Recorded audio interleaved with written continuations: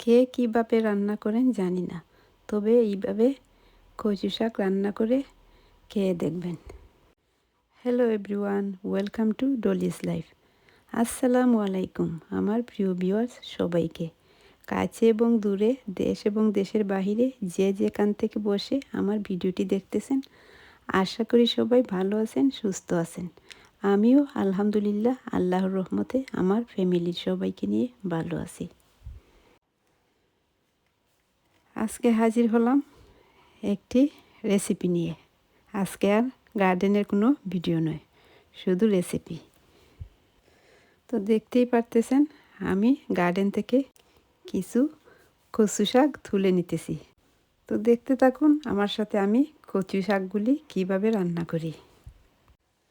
আমার মতো এইভাবে যদি কচু শাক রান্না করেন তাহলে কিন্তু মাছ মাংসকেও হার মানাবে। শুধু একবার ট্রাই করে দেখবেন। গরম ভাতের সাথে যদি এইভাবে কচু শাক রান্না থাকে তাহলে আর কিছুই লাগবে না। তো এখন আমি কচু শাকগুলি ভালো করে বেছে নেব, তারপর ধুয়ে পরিষ্কার করে আমি কচু শাকগুলিকে আমার মতো করে টুকরো করে কেটে নেব। আপনারাও আপনাদের সাইজ মতো শাকগুলি কেটে নেবেন। তো এখন আমি শাকগুলি ধুয়ে পরিষ্কার করে নিতেছি। তো দেখতেই পারতেছেন আমি শাকগুলি এইভাবে সুন্দর করে ধুয়ে পরিষ্কার করে কেটে নিয়েছি। তো আমি কচু শাক রান্নার জন্য এখানে কি কি উপকরণ নিয়েছি দেখুন। এখানে এই যে আমি নিয়েছি একটা মিডিয়াম সাইজের পেঁয়াজ কুচি কুচি করে কেটে নিয়েছি, সাথে একটি আস্ত রসুনের কোয়া ছিলে নিয়েছি। নিয়ে আমি শাকগুলি একটি পাত্রে ডাঁটাসহ দিয়ে দিতেছি। তো শাকগুলি আমি দিয়ে দিছি। এখন দিয়ে দেব কুচি করে কেটে রাখা পেঁয়াজ, সাথে আস্ত রসুনের কোয়া আর 7 থেকে 8টি কাঁচামরিচ। কাঁচামরিচগুলি আমি আস্তই দিয়ে দেব। আপনারা যদি চান ওইগুলি কাঁচামরিচগুলি কেটেও দিতে পারেন, তবে আমি আস্ত রসুনের কোয়া আর আস্ত কাঁচামরিচ দিয়ে দিয়েছি। এখন দিয়ে দিলাম 1 চা চামচ লবণ, তারপর দিয়ে দিতেছি হাফ কাপের মতো পানি। দিয়ে আমি ঢাকনা দিয়ে ঢেকে 5 থেকে 6 মিনিটের জন্য হাই হিটে রান্না করে নেব। ফিরে আসলাম 5 থেকে 6 মিনিট পরে। এখন আমি শাকটা একটু নাড়াচাড়া করে সবগুলি উপকরণ একসাথে ভালো করে মিশিয়ে নিতে হবে।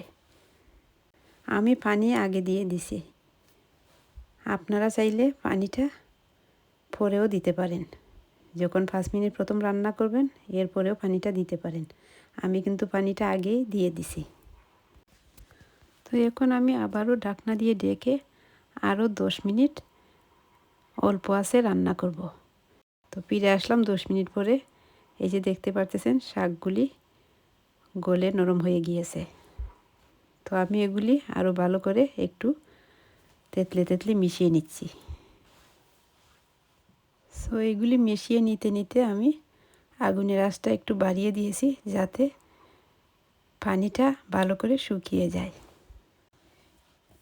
আমি কিন্তু এগুলি যখন মিশিয়ে নিতেছি আমি রসুনগুলি আর কাঁচামরিচগুলি এক সাইডে রেখে দিয়েছি, না হলে ওগুলি থেতলে ভেঙে যাবে। এই জন্য আমি রসুন আর কাঁচামরিচগুলি এক সাইডে সরিয়ে রেখেছি। শাকগুলি একদম তেতলে মিশিয়ে নিয়েছি। এখন আমি রসুন আর কাঁচামরিচ একসাথে নাড়াচাড়া করে পানিটা শুকিয়ে নিতেছি। যখন পানিটা শুকিয়ে যাবে তখন আমি চুলার আগুন অফ করে শাকটা সরিয়ে নিব। এই যে শাকগুলি আমি মিশিয়ে নিতেছি, আর চুলার আগুন আমি এখনও অফ করি নাই। চুলার আগুন এখনও অন আছে, কারণ শাকটার পানি এখনও ভালোভাবে শুকায় নাই। তো যখন শাকটা শুকিয়ে যাবে আমি চুলার আগুন অফ করে দিব।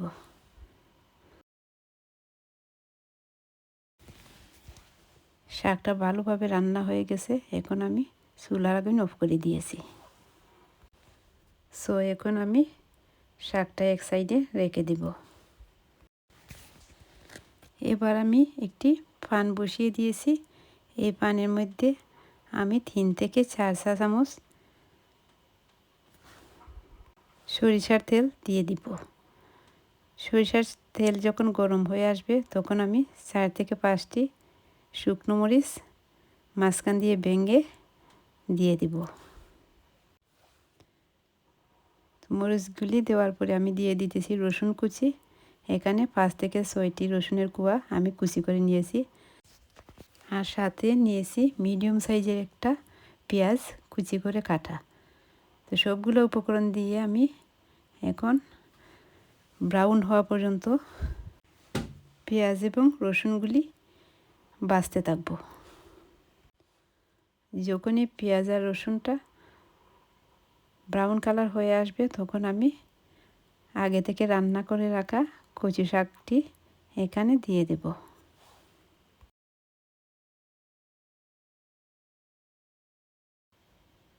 তো এই যে দেখতেই পারতেছেন পেঁয়াজ এবং রসুনগুলি ব্রাউন কালার হয়ে গিয়েছে। এখন আমি রান্না করে রাখা কচু শাকগুলি এখানে দিয়ে দিলাম, দিয়ে আমি ভালো করে মিশিয়ে নিব।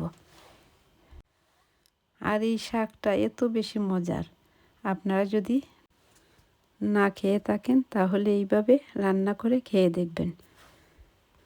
কচু শাকে কিন্তু প্রচুর পরিমাণে পুষ্টিতে ভরপুর। আর অনেকেই আছে ওই শাকটা রান্না করার সময় সিদ্ধ করে পানি ফেলে দেন। ওই কাজটা কিন্তু কখনোই করবেন না। সিদ্ধ করে পানিটা ফেলে দিলে কিন্তু এটার সাথে পুষ্টিগুণে যে ভরপুর শাকটা ছিল ওই পুষ্টিগুণগুলো আর থাকবে না।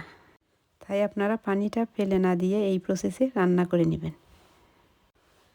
আর এই প্রসেসে রান্না করলে যেমন শাকের পুষ্টিগুণ থাকবে তেমনি স্বাদেও হবে অতুলনীয় সুস্বাদু। এই যে আমি রান্না করতে করতে শাকগুলি আরও শুকিয়ে নিয়েছি। সো দেখতেই পারতেছেন আমার কচু শাক রান্না শেষ। এইবার আমি সার্ভিং ডিশে সার্ভ করে নিব। গরম গরম ভাতের সাথে এই ধরনের শাক রান্না থাকলে আর মাছ মাংসের প্রয়োজন হবে না। তো বন্ধুরা, আমার আজকের রেসিপিটি কেমন হয়েছে কমেন্টের মাধ্যমে অবশ্যই জানাবেন। ভিডিওটি ভালো লাগলে লাইক, কমেন্ট, শেয়ার ও সাবস্ক্রাইব করে আমাকে সহযোগিতা করবেন। আর যারা এখনও নতুন আমাকে সাবস্ক্রাইব করেন নাই তারা প্লিজ দয়া করে সাবস্ক্রাইব করে নেবেন, সাথে বেল বাটনটি অন করে রাখবেন যাতে আমার ভিডিও ছাড়ার সাথে সাথে আপনারা নোটিফিকেশন পেয়ে যান। কথা হবে আবার অন্য কোনো ভিডিওতে। সবাই ভালো থাকবেন, সুস্থ থাকবেন। আসসালামু আলাইকুম, আল্লাহ হাফিজ।